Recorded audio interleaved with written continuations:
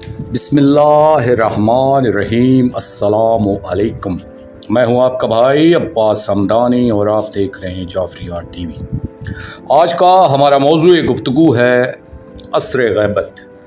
दोस्तों, गैबत की बुनियाद इमाम अली नक्की अलैहिस्सलाम ने रखी। उन्होंने हदायत आम का सिलसिला बंद फरमा दिया था और वो बहुत कम वक्त के लिए घर से बाहर तशरीफ़ लाते थे और उन्होंने अपने मखसूस असहाब के अलावा आम लोगों से मिलना तर्क फरमा दिया था। बाज़ औक़ात तो असहाब ख़ास को भी काफ़ी इंतज़ार के बाद ज़ियारत नसीब होती, जैसा कि असबातिल वसीयत मसूदी में है कि इमाम अली नक्की अलैहिस्सलाम लोगों के साथ बहुत कम मेल जोल रखते थे और अपने ख़ास असहाब के अलावा किसी से न मिलते थे। 3 रजब सन 254 हिजरी में इमाम अली नक्की अलैहिस्सलाम दारुल बका की तरफ मुंतकिल हो गए। इनके बाद 6 साल 7 माह और 5 दिन इमाम हसन अस्करी अलैहिस्सलाम ने मसनद वलायत को जीनत बख्शी। असबात अल वसीयत में है कि इमाम हसन अस्करी अलैहिस्सलाम ने लोगों से मिलना और भी कम कर दिया था। असहाब से भी अक्सर व बेशतर पसे पर्दा रहते हुए कलाम फरमाते थे। अब यहाँ खुद सोचें कि जब खवास से इस तरह मिलते थे तो आम शियों से किस तरह मिलते होंगे। अक्सर कुतुब ने यही लिखा है कि इमाम हसन अस्करी अलैहिस्सलाम लोगों से कम मिलते थे और जो मिलने आता था इससे भी पसे पर्दा रहते हुए गुफ्तगू फरमाते थे। गोया लोगों को गैबत से मानूस किया जा रहा था। 7 रबीउल अव्वल 260 हिजरी तक ये सिलसिला जारी रहा। 8 रबीउल अव्वल को वो दारे बकाए इलाही को रुखसत हुए। यहाँ से ज़माना गैबत सुगरा शुरू हो गया।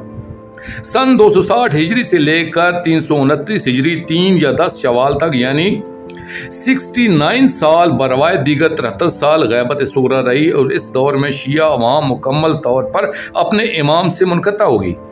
इस दौर में 4 नायब हुए। पहले नायब जनाब उस्मान बिन सईद अल उमरी सलामुल्लाह अलैह, दूसरे नायब जनाब मोहम्मद बिन उस्मान अल उमरी सलामुल्लाह अलैह, तीसरे नायब जनाब हुसैन बिन रू सलामुल्लाह अलैह और चौथे नायब जनाब अली बिन मोहम्मद समरी सलामुल्लाह अलैह। ये बात भी अजीब है कि अक्सर असहाब ख़ास पर इस दौर के मोमिनीन के अक्ल हलाल मुहैया करने की जिम्मेदारी को आयद किया गया था, जिनमें सबसे पहले मसला घी और तेल का होता था। तो इसकी जिम्मेदारी मौला इमाम हसन अस्करी अलैहिस्सलाम ने अपने असहाब में से सबसे अहम शख्सियत और पहले नायब जनाब उस्मान बिन सईद अल उमरी सलामुल्लाह अलैह को सौंपी। वो रोगन फरोशी का काम करते थे। मोमिनीन इनकी दुकान पर जाकर वहाँ से घी और तेल भी खरीद लाते और जो अहकाम सादर होते थे वो भी हासिल करते थे। इसके 2 फ़ायदे थे। एक ये कि इन्हें घी और तेल ताहिर व खालिस मुयस्सर आता था, दूसरा ये कि ख़रीदारी का बहाना मिल जाता था जिससे हुकूमत वक्त की निगाह से भी बचा जा सकता था। और फिर इनका नाम भी दोहरे तकैया के लिबास में था और आम तौर पर इन्हें उस्मान उमरी कहा जाता था। दूसरा मसला ज़बिया का था। इसका काम जनाब हमज़ा बिन नसीर के सुपुर्द फरमाया गया था। मर्द तो फिर भी खुद ज़बिया कर लेते थे, मगर पाबंद अमरे मस्तूरात के लिए बहुत बड़ा मसला था। तदीन का ये आलम था कि अगयार भी अपनी दुकानें छोड़कर इनसे माल लेते थे।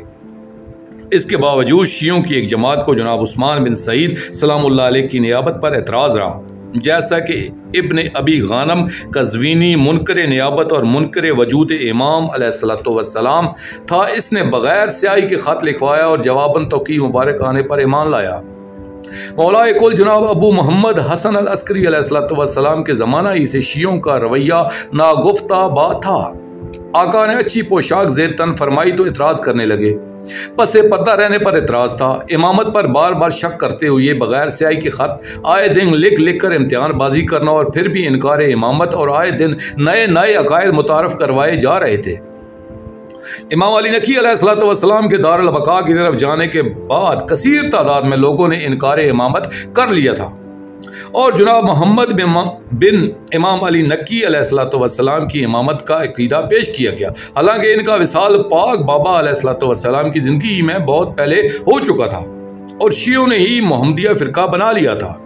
मौला इमाम हसन अस्करी अलैहिस्सलाम के दारुल बका की तरफ जाने के बाद तो इमामिया मसलक ने इमाम ज़माना अजल्लाहु फ़र्ज शरीफ की इमामत से इनकार कर दिया।